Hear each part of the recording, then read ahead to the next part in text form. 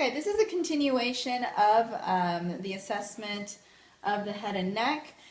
We had just finished with the checking or the palpating of the lymph nodes. We're now going to move forward and assess range of motion of the neck.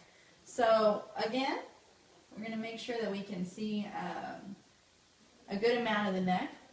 So now we're going to ask the patient to go ahead and flex his head back, extending it completely, and then go ahead and flex forward all the way down as much as he can, and then to go ahead and rotate his head around. Just rotate it all the way around. And then you want to go right laterally and then left laterally. Okay. So when we do this, we want to make sure that he doesn't have any difficulty in moving his neck around, and make sure that there are no masses that are possibly the reason why he can't get the movement around. Also assessing to make sure there's no meningeal irritation that's possibly creating a difficulty in moving, because most of the time when you have a meningeal irritation, it'll be very difficult for you to flex your head forward like that. So in this case, it looks fine. So moving on to muscle strength. Now this is where we're going to assess that all of the muscles and the nerves indirectly are intact. So the way we do this is we're going to go ahead and place our hand on his cheek and ask him to press towards our hand. And we're going to provide resistance there and very strong there. And then we're going to go ahead and go on the other side and ask him to do the same thing and very strong there. Okay, and now what we're going to do is we're going to place our hands on his shoulders, and we're going to press down and ask him to shrug his shoulders. Okay, so in these scenarios, we're able to test cranial nerve 7 as well as test the muscles, making sure that they're both intact, making sure that that the nerve is providing that signal to the muscles, stating for him to move his shoulders as he states, and that there's no weakness in doing any of those movements.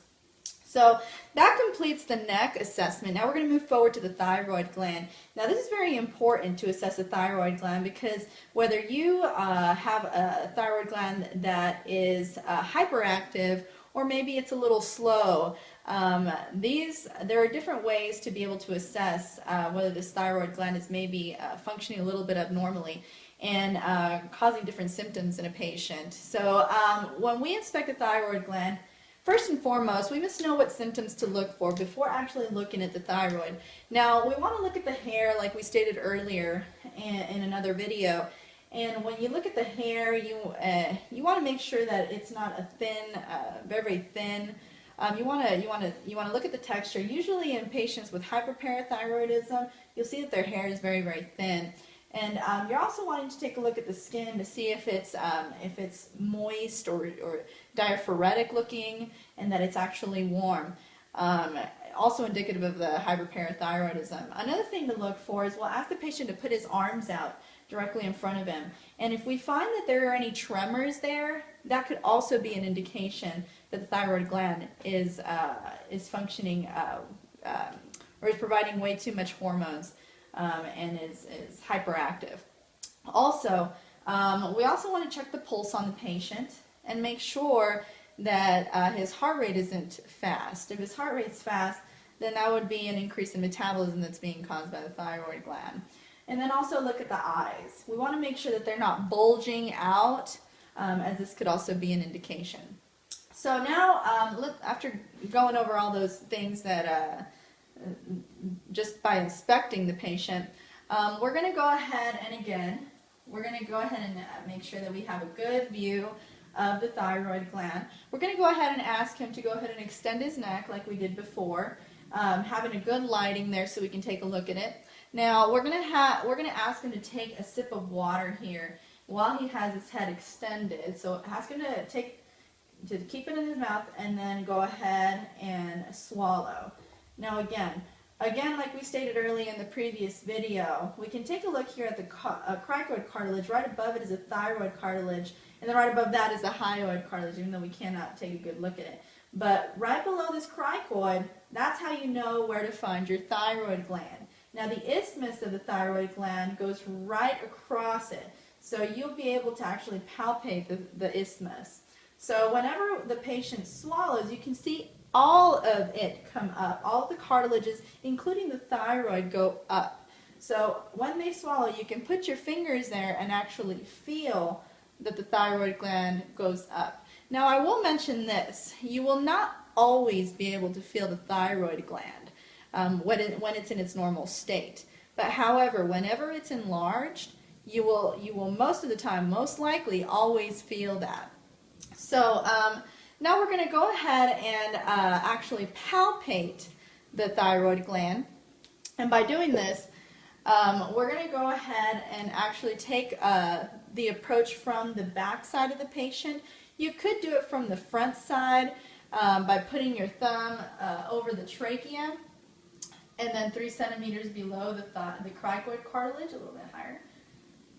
3 centimeters below, about there, and then ask him to swallow, and then you can actually use your thumbs and your fingers to palpate it.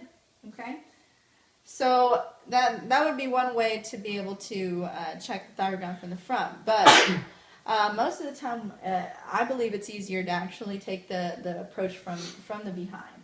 So we'll go ahead and do that. So we're going to go ahead and again, we're going to go ahead and seat the patient in a chair, and we're going to place our fingers here, but right on the side of the trachea, and then we're going to feel for the sternocleidomastoid muscle here that comes across from the back of the ear and then forward and attaches here where the clavicle is.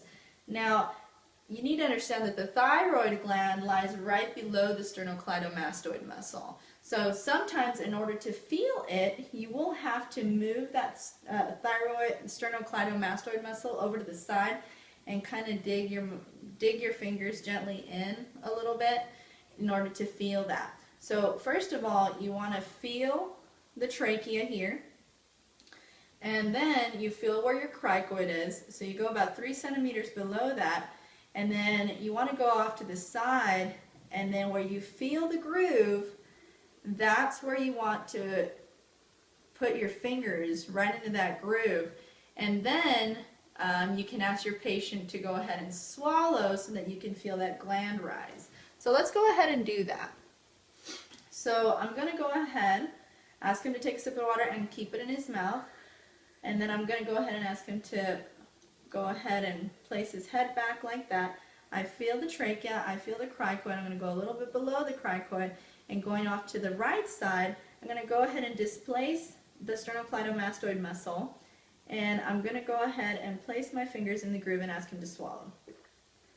Okay, so I can barely feel it. I'm going to go ahead and ask him to do it again so that I can feel it a little bit better. Go ahead. And I can definitely feel it there, but only when he swallows. So you want to make sure that you have them swallow a sip of water whenever you do this. And if you don't feel it the first time, go ahead and try to move your hands maybe a little down, maybe a little up in order to feel that gland. So when you're feeling the gland, you want to make sure that you feel that it is smooth. It should be small. It shouldn't be very, very large. It should be firm and pliable. Now you got to make sure that you understand that the right side lobe is 25% larger than the left side. So that is something that you might see. If you find that the gland is not smooth and it's actually a little coarse and gritty, then you'll know that he may have some type of inflammation going on there, and that would require a little bit more assessment. Now, if you feel that the thyroid is enlarged, go ahead and auscultate it with your stethoscope. And when you do this, you're checking for any bruits. So you'd want to go ahead and place your stethoscope right at the base of the neck here, and just hear for any bruits. Okay? And when you're looking at the thyroid gland and you're assessing it here, you want to make sure that there are no nodules, no growths, and I mean, normally, you know, if you're not able to visualize the thyroid gland very well, but I mean, you feel that it's a strong, the patient has symptoms that are a strong indication of possible thyroid issue, you can always refer back to an ultrasound. And like they say, a picture is worth 1,000 words. So when looking at the ultrasound, it'll show you whether the thyroid gland has smooth characteristics, is well outlined, if there are any nodules, growths, or high vascularity there. Whenever a patient has something like hyperparathyroid or hyperthyroidism, you'll see that they have excessive blood flow in that area, and that'll show very well on the ultrasound if you have that doubt. So apart from the ultrasound, you could also do blood work, including a TSH, T3, and T4 levels, to actually see how much of that hormone is actually in the blood. So that pretty much completes the assessment of the thyroid gland, and also completes the head and neck assessment. Thank you for watching, and we'll see you soon.